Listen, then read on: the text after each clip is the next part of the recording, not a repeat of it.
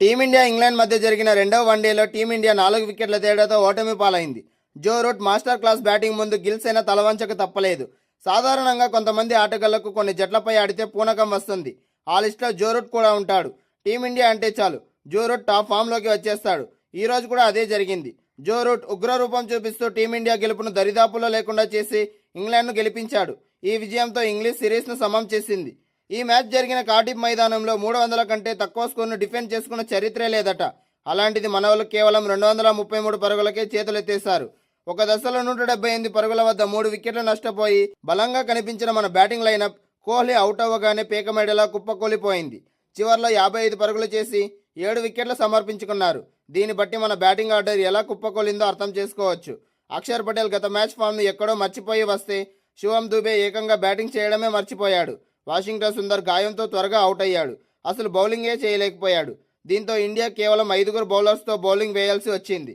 అయితే మ్యాచ్ ఓడిపోయినాక మనకు ఒక గుడ్ న్యూస్ అయితే ఉంది. ఇంత దరిద్రంలో కూడా మన బౌలర్లు చూపించిన తెగువ, క్రమశిక్షణ అద్భుతమని చెప్పాలి. తక్కువ స్కోరే అయినా వాళ్ళు ఇంగ్లాండ్పై పెట్టిన ఒత్తిడి, ఖచ్చితత్వంతో వేసిన బౌలింగ్, టెన్షన్ పెట్టిన తీరు ఎంతగానో ఆకట్టుకుంది. అలాగే అతి తక్కువ మంది బౌలర్స్తో శుభ్మన్ గిల్ బౌలింగ్ రొటేషన్ చేసిన విధానం, కేవలం 3 స్పెషలిస్ట్ బౌలర్లతో 2 ఆల్రౌండర్స్తో అతను నెట్టుకొచ్చిన తీరు మనకు ఒక పెద్ద బూస్టర్ అని చెప్పవచ్చు. ఓటమి బాధ ఉన్న కెప్టెన్ శుభ్మన్ గిల్ నాయకత్వ లక్షణాలు చూస్తే భవిష్యత్తు మీద ఒక భరోసా అయితే కనిపిస్తుంది. 234 పరుగుల లక్ష్యంతో దిగిన ఇంగ్లాండ్కి మన బౌలర్లు ఆరంభంలోనే సినిమా చూపించారు. మొదటి బంతికే ఓపెనర్ డకెట్ను బుమ్రా అవుట్ చేశాడు. వన్డే క్రికెట్ చరిత్రలోనే ఇండియా మీద ఒక ఇంగ్లాండ్ బ్యాటర్ ఇన్నింగ్స్ మొదటి బంతికే అవుట్ అవ్వడం ఇదే తొలిసారి. ఆ తర్వాత ప్రసిద్ధ్ కృష్ణ జేకబ్ బెతల్ని 4 పరుగులకే పెవిలియన్ చేర్చాడు. బుమ్రా, ప్రసిద్ధ్ కృష్ణ, గుర్నూర్ బ్రాడ్ కలిసి అద్భుతమైన బౌలింగ్తో ఇంగ్లాండ్ను ముప్పు తిప్పలు పెడుతున్నా ఆ ప్రెజర్ టైంలో కూడా క్రీజ్లోకి వచ్చిన జో రూట్ మన బౌలర్లకు ఒక కొరకరాని కొయ్యేలా మారిపోయాడు.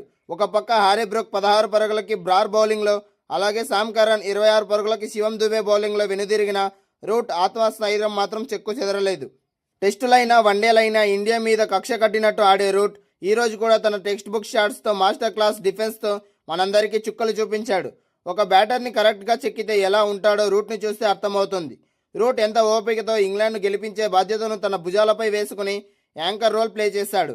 తీరా సెంచరీ అవుతుందేమో అనుకుంటే జో రూట్ 99 పరుగులు ఉండగా అట్కిన్సన్ బౌండరీ బాదడంతో రూట్ సెంచరీ చేజార్చుకున్నాడు. అదే ఇండియాలో జరిగి ఉంటే ఆ సెంచరీ మిస్ అయిందని పెద్ద హాట్ న్యూస్గా చేసేవాళ్ళు. ఇలాంటి క్లిష్టమైన పిచ్చుల మీద ఎలా ఆడాలో మన టాప్ ఆర్డర్ బ్యాటర్లు రూట్ని చూసి నేర్చుకోవాలి. అదే సమయంలో మనం చివరి వన్డే గెలవాలి అంటే రూట్ని ఎలా అవుట్ చేయాలో సీరియస్గా ఆలోచించాలి. ఈ మ్యాచ్లో మన వాళ్ళ ఓటమికి ప్రధాన కారణం middle order, lower order failure. England జట్టులో శామ్ కరన్ 26 పరుగులు, జోస్ బట్లర్ 17 పరుగులు, విల్ జాక్స్ 30 పరుగులు, అట్కిసన్ 23 పరుగులు చేసి రూట్కి సహకారం అందించారు. కానీ మన middle order, lower order single digit స్కోర్కే పరిమితం అవ్వడం మన కొంప ముంచింది. ఇక ఈ మ్యాచ్ టెన్షన్ ఇలా ఉంటే బయట సోషల్ మీడియాలో జరుగుతున్న రచ్చ చూస్తుంటే పిచ్చెక్కుతోంది.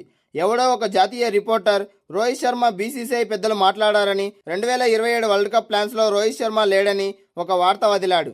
ఇంకేముంది, నెట్టింట అంతా ఒక్కసారిగా వైరల్ అయిపోయింది. ఇంగ్లాండ్తో లార్డ్స్లో ఆడబోయే 3వ వన్డేనే రోహిత్ శర్మకు చివరి వన్డే అని, నెక్స్ట్ టార్గెట్ కోహ్లీనే అని పుకార్లకు రెక్కలొచ్చాయి. సోషల్ మీడియా మొత్తం రోహిత్ రిటైర్మెంట్ వార్తలతో, బీసీసీఐ శాపనార్థాలతో నిండిపోయింది.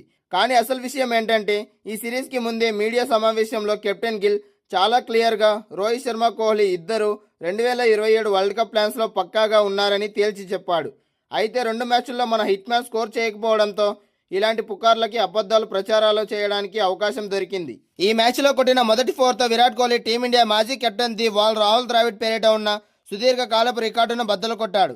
ఇప్పటి వరకు ఇంగ్లాండ్ గడ్డపై అన్ని ఫార్మాట్లో కలిపి అత్యధిక పరుగులు చేసిన భారత బ్యాట్స్మెన్గా రాహుల్ ద్రావిడ్ రికార్డుల్లో ఉండేవాడు. ద్రావిడ్ ఇంగ్లాండ్లో 56 ఇన్నింగ్స్లో 55 సగటుతో 8 సెంచరీల సాయంతో 2645 పరుగులు చేశాడు. ఇప్పుడు విరాట్ కోహ్లీ తన 75వ ఇన్నింగ్స్లో 40కి పైగా సగటుతో ఆ మైలురాయిని దాటి ఇంగ్లాండ్లో అత్యధిక పరుగులు చేసిన టీమిండియా బ్యాట్స్మెన్గా అగ్రస్థానానికి చేరుకున్నాడు. కింగ్ కోహ్లీ ఇంగ్లాండ్లో ఇప్పటి వరకు 3 సెంచరీలు సాధించాడు. ఈ జాబితాలో మాస్టర్ బ్లాస్టర్ సచిన్ టెండూల్కర్ 56 ఇన్నింగ్స్లో 2626 పరుగులతో 3వ స్థానంలో ఉన్నాడు. ఈ ఇన్నింగ్స్ ద్వారా విరాట్ కోహ్లీ తన కెరీర్లో ఒక పాత మరకను కూడా చెరిపేసుకున్నాడు. సరిగ్గా 12 ఏళ్ల క్రితం ఇదే కార్డిఫ్ మైదానంలో ఇంగ్లాండ్తో తలపడినప్పుడు విరాట్ కోహ్లీ డక్అవుట్ అయ్యాడు. ఆ పిచ్పై కనీసం ఖాతా కూడా తెరవకుండా వెనుదిరిగిన కోహ్లీ ఈసారి మాత్రం చాలా జాగ్రత్తగా ఆడుతూ 5వ బంతికి 4 కొట్టి తన పాత జ్ఞాపకాలను తుడిచిపెట్టేశాడు. అంతేకాదు ఈ మ్యాచ్ టాస్ వేసిన వెంటనే విరాట్ కోహ్లీ ఖాతాలో మరో అరుదైన రికార్డ్ చేరింది.